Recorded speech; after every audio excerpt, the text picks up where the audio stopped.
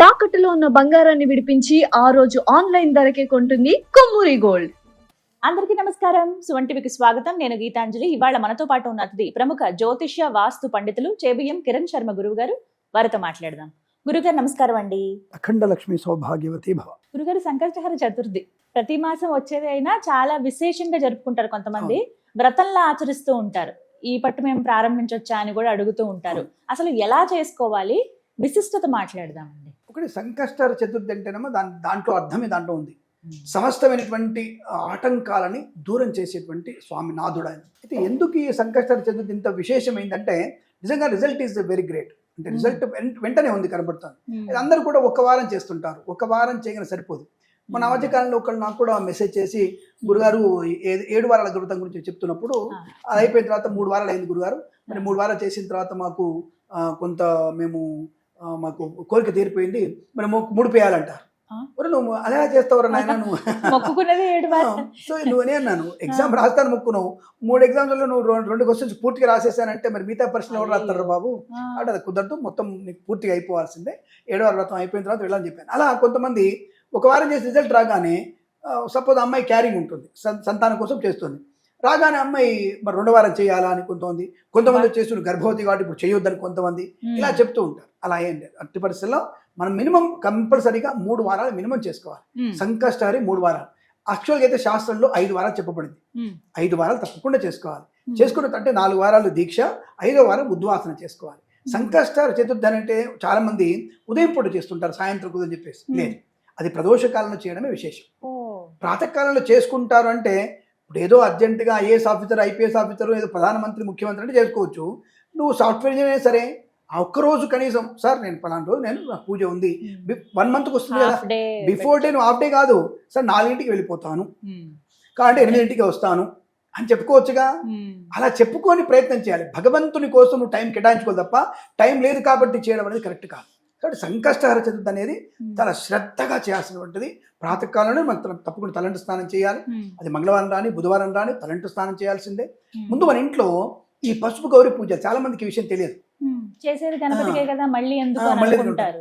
మరి అట్లా అనుకుంటే మనకు ఏ పూజ యాగం చేసినా సరే, గణపతి ఎవరో చేసినా సరే, ముందు గౌరీ గణపతి పూజ చేసి ఆ పూజ చేయాలి, మహాగణపతి పూజ చేయాలి.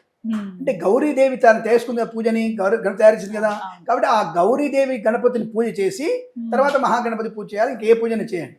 కాబట్టి ఇంట్లో మనము సంకష్టహర వ్రతం చేసుకున్నాం అంటే పొద్దున్న లేవగానే టకటక స్నానం చేసేసి గౌరమ్మ గణపతి చేసుకొని అక్కడ పెట్టేసుకొని, స్వామి ఈరోజు నేను సంకష్టం చేసుకుంటున్నా, ఏ ఆటంకాలు కాకుండా చూడను అటువంటి గరికలు అక్కడ పెట్టి ఆయన పూజ చేసి, ఒక ధూపం, ఒక అగరబత్తి, 2 అక్షంతలు వేసి ధూపం ఇచ్చి చిన్న బెల్లం ముక్క పెట్టేసి నమస్కారం చేసుకొని గిర్రమంటే 3 ప్రదక్షిణ చేసి యాగం చేసి దండం పెట్టుకుని, బాబు ఆఫీస్కి వెళ్తున్నా స్వామి, సాయంత్రం శ్రద్ధగా చేస్తాను, పరిగెట్టు, నో ప్రాబ్లం.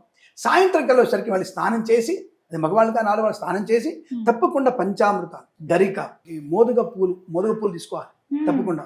ఆ పూలన్నీ పెట్టుకొని మనం అర్క పువ్వులు అంటే మనకి ఉమ్మెత్త పువ్వులు, తర్వాత తెల్ల జిల్లేడు పువ్వులు, ఇవన్నీ మనం రెడీ చేసుకొని మాలగా చేసుకొని స్వామివారి దగ్గరికి వెళ్ళి అప్పుడు మనం తప్పకుండా ఆ స్వామివారి దగ్గర పూజ అర్చన చేయాలి. మీరు అలా పూజ చేయడం వల్లనే ప్రయోజనం బాగా ఉంటుంది. మీరు తప్పకుండా ఆ స్వామివారికి తెల్ల నువ్వులతో కూడా మనం అర్చన చేసే ప్రయత్నం చేయాలి.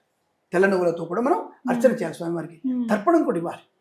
స్వామివారి తర్పణాలు ఉంటాయి స్వామివారికి, తప్పకుండా తర్పణాలు పెట్టాలి మనకి. ఆ తర్పణ చేసేటప్పుడు గరిక, ఎర్ర చందనం ఉండాలి దాంట్లో. ఎర్ర చందనంతో దాంట్లో గీత గీసి ఆ గీత మీద గరిక పెట్టి ఆ గరిక పైన తెల్ల నువ్వులతో మనం తర్పణ వదిలిపెట్టాలి.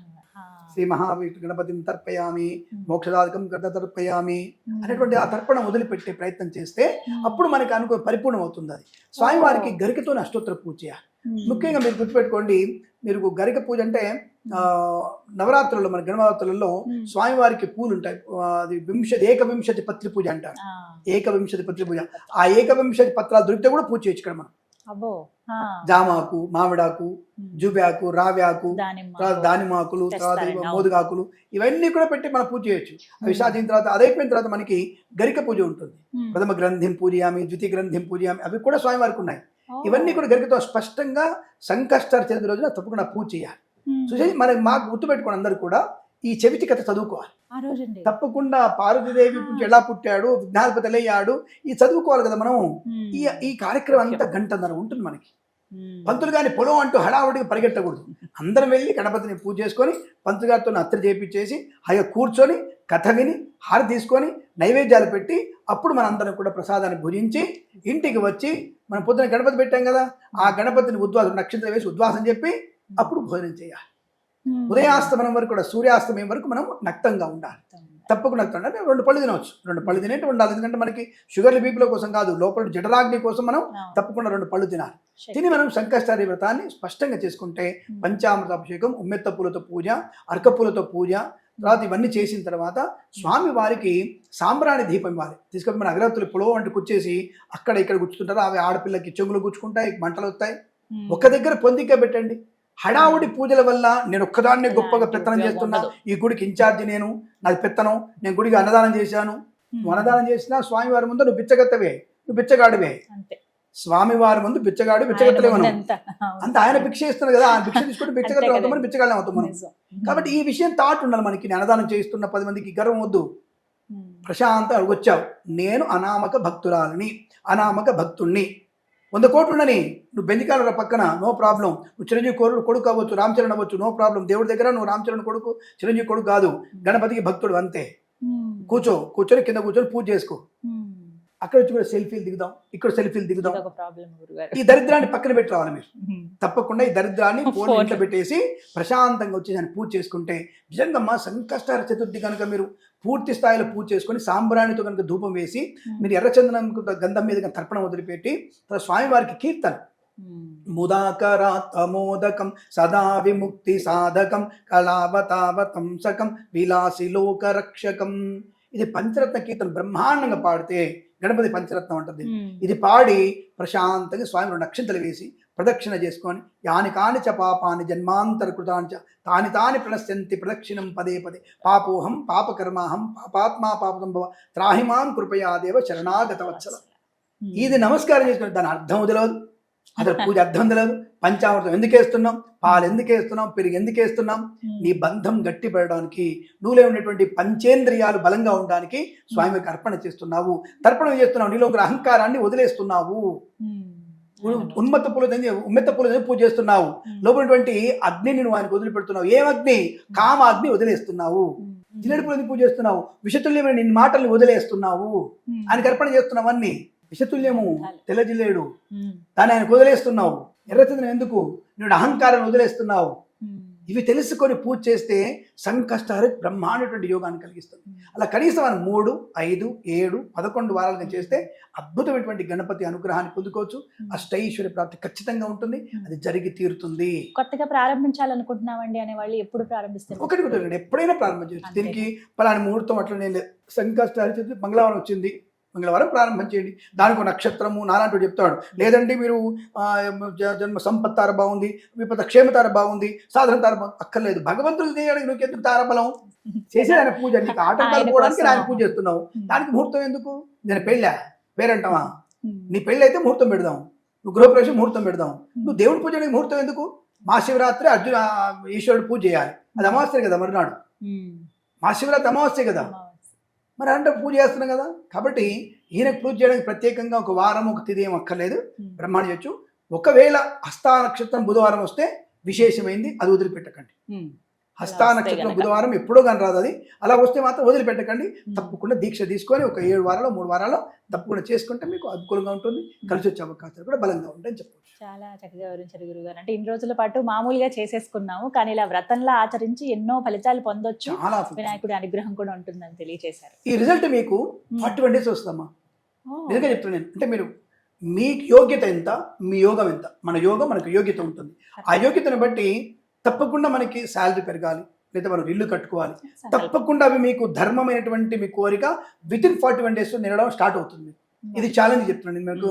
మన సుమన్ టీవీ దగ్గర నేను ఛాలెంజ్ చెప్తున్నా, 41 days ఇంత నిబద్ధతగా మీరు చేస్తే మీది అయిపోయిన దీక్ష అయిపోయినటువంటి 41 days ఇది జరుగుతుంది మీకు. ఇది నా అనుభవంలో చెప్తున్నాను. నా అనుభవం ఏంటంటే చాలా టీవీలో చెప్పాను, మన్నాళ్ళు కూడా చెప్పుకుంటా నేను. మనకి ఈ సప్త శనివారాలు ఎవరితో మా ఆవిడ చేసినప్పుడు నిజంగా నాకు అప్పుడు ముక్కులో బ్లీడింగ్ చాలా అయ్యేది. అప్పుడు నేను మనకు కూడా చెప్పాను అనుకుంటాను. ఆ ముక్కులో బ్లీడ్ అయినప్పుడు అసలు ఏడాది సరిపోయినా నన్ను అసలు నాకైతే నేను అందుకే 10 సార్లు చెప్తాను, ఎందుకంటే నేనే రిజల్ట్ ఉంది, దానికి నాకే రిజల్ట్ ఉంది.